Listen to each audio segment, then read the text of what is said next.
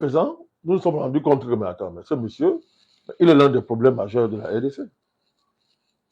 Il est un des problèmes majeurs de la RDC. Bon, dites-moi, il sort d'où d'abord? On va aller pas à pas. Son père, c'est qui? Son père, c'est... Sa mère, c'est qui? Son père, c'est Kabila, qui a été président du Il a grandi où? Non, je répète encore. Son père, c'est qui? Vous êtes sûr que c'est Kabila? Hein? Officiellement, nous savons que son père, c'est Kabila. Il a grandi où? Voilà, officiellement. Mais je vous ai dit que tout montre que ce n'est pas vrai. Vous êtes en train de dresser le portrait de Joseph Kabila. On ne sait pas d'où il sort. Il a grandi où? Il sort d'où? Parce qu'il faut qu'on aille loin, tout à fait. Allez-y, monsieur le président. Voilà, parce que d'abord, il faut d'abord savoir ça. C'est important pour comprendre les positions qu'il a aujourd'hui. C'est important même pour revenir même sur la passation du pouvoir, la tenance là qu'il y a eu en RDC. Donc, ce qu'il dit, c'est un tyran. D'accord. Kagame est démocrate. C'est ça. Le M23, tous ces consorts, Kagame sont des démocrates. C'est ce qu'il dit qui tue depuis 30 ans. C'est ce qu'il dit qui a causé 20 millions de morts depuis 30 ans. C'est ce qu'il dit qui a tué près de 8 000 personnes en Goma. Si on pense à ce cas-là. Qui veut des enfants. C'est ce qu'il dit. Mais je ne sais pas si vous pouvez comprendre comment des gens peuvent inverser les faits avec une sérénité apparente.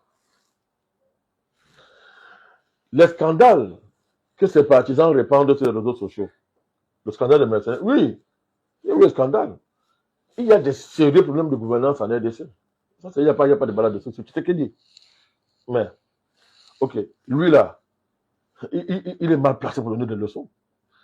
Il doit mieux que ses thèses, avec sa barbe là. Au lieu de parler pour dire des bêtises comme ça. Dan Gettler, c'est qui? Dis-nous, monsieur le président. Dan Gettler était son homme de mine. Ni Congolais, il était Congolais ni de père, ni de mère, machin. Dan Gettler, c'était un Israélien. Faites des recherches sur lui. Donc, il reproche, lui, à Tshisekedi, ce qu'on lui a passé le temps à faire quand il était au pouvoir.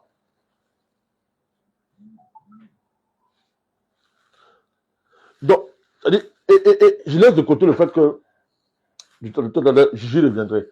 Vous ne pouvez pas reprocher à celui que vous estimez être le problème de la RDC. À M. Tshisekedi, ce que vous avez fait, même en pire, je dis bien, même en pire que lui. Quand vous étiez au pouvoir. Quand vous étiez au pouvoir. Et par là, donc, vous soutenez le M23. Et Paul Kagame. Vous dites carrément que le M23 sont les Congolais. Bon. Des Congolais qui massacrent leur population depuis des années. Et qui, en un temps record, ont fait au moins 10 000 morts. Seulement pour entrer en Goma, etc. Et qui pillent les matières premières de leur pays pour aller signer des accords. Pour les donner au Rwanda, pour que le Rwanda aille vendre aux Occidentaux. Mais c'est grave. Hein? On va prendre ces références. Accord de Sun City. Je vous demande d'aller étudier les accords de Sun City. Vous allez comprendre. Vous allez comprendre pourquoi il dit que c'est un tyran. Et que pour lui, le problème c'est la démocratie. Peut-être parce qu'il veut retourner au pouvoir. Je vous ai dit que quand un Africain vous dit démocratie, méfiez-vous de lui. Méfiez-vous d'un Africain quand il vous dit que démocratie là, de manière aussi vulgaire et légère. Méfiez-vous de lui. Ce sont des dangereux. Que veut dire démocratie dans un pays qui est dans une telle situation d'abord? C'est qu'il parle de quelle démocratie? Démocratie veut dire que, il a si bien dit, il dit que les accords de Sun City sont le socle de toute perspective de paix en RDC. Sun City, c'est quoi? Paix et stabilité. C'est ça qui a débouché sur la constitution actuelle. Or, c'est quoi cette constitution? Elle consacre l'avènement d'une armée espagnole en RDC. C'est quoi qu'on appelle une armée espagnole? Allez savoir ce qu'on appelle auberge. Allez savoir ce que, quand on dit auberge espagnole, vous remplacez auberge par armée espagnole. Ça veut dire quoi? C'est une armée qui n'appartient pas. C'est une armée qu'on ramasse la nationalité de toutes parts dans le monde. On ramasse n'importe qui, on met là dans l'armée. Des mercenaires. Ouais, c'est-à-dire que je vous dis que c'est même pire que les mercenaires. Donc, Sun City vise donc à sacraliser en fait l'inexistence possible d'une armée digne de son nom en RDC, capable de défendre les frontières du pays et de protéger le territoire. Donc, Sun City, c'est l'apologie et la consécration, n'est-ce pas, du projet de prédation internationale, du projet occidental des Grands Lacs, à savoir, à défaut de balkaniser la RDC, d'en faire un pays qui n'existe pas et qui n'appartient pas à ses populations. C'est de ça qu'il s'agit. Mais c'est ce qu'Abela appelle démocratie, puisque c'est ce que lui, c'est ce qu'il a pratiqué durant son règne. Vous voyez ça? Vous voyez pourquoi on parle de démocratie? Il ne condamne pas le M23, il ne condamne aucun crime, il ne condamne rien, il ne condamne pas l'agression du Rwanda sur son prétendu pays, il ne condamne rien, il dit simplement que Tshisekedi. Il s'est vraiment figé, il s'est vraiment focalisé sur le président Tshisekedi. Je laisse de côté le fait qu'il est propriétaire des milices lui-même, qu'il finance avec l'argent qu'il a volé quand il est au pouvoir. Mais c'est de ça qu'il s'agit. Allez voir, quand vous allez lire le processus les différents processus, Luanda, Nairobi.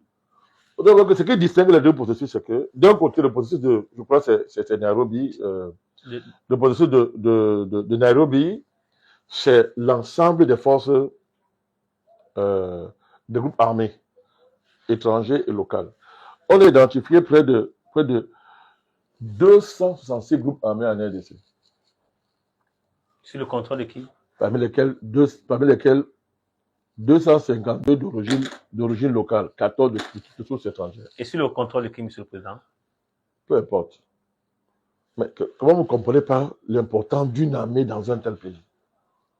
Vous voyez que tout ça, c'est pour qu'il n'y ait jamais d'armée dans ce pays-là, qu'il n'y ait pas d'armée. Et pour renforcer votre... Attendez, non, le processus de Luanda et Nairobi, l'enjeu à la fin, puisque Luanda, c'est le processus qui oppose simplement la RDC et le Rwanda, parlons comme ça. Oui, oui. Luanda. Mais le but à terme, c'est de fusionner les deux processus. C'est ça l'idéal.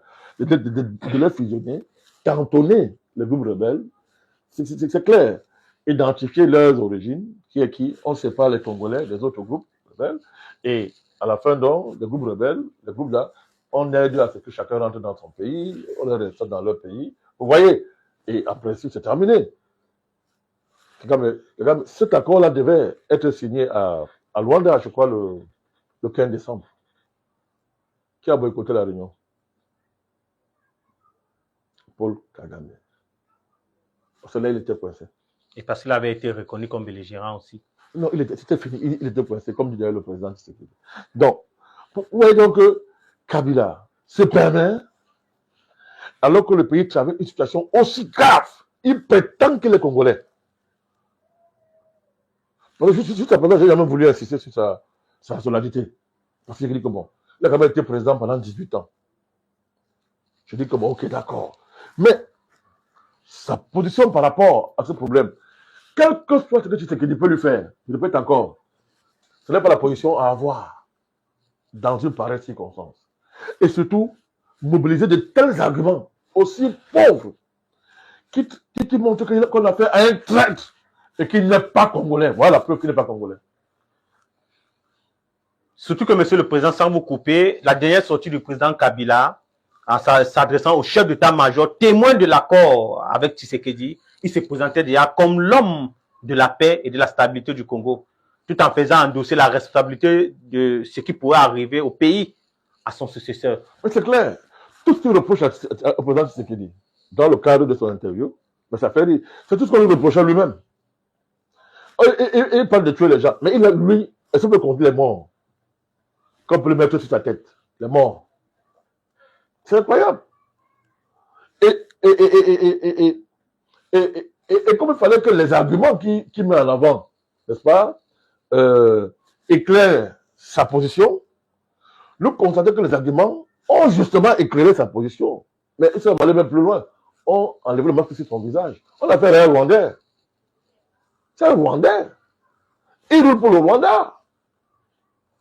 Alors, tant que ces biens ne sont pas garantis, l'intérêt personnel, Rwanda doit disparaître. Moi, ici, ceux qui pensent que ce monsieur, il faut l'arrêter, il faut le mettre aux arrêts et le faire répondre de ses actes. C'est une haute trahison. Une haute trahison Oui, contre c'est une la haute République trahison. démocratique du Congo, Tout monsieur à le fait. Président.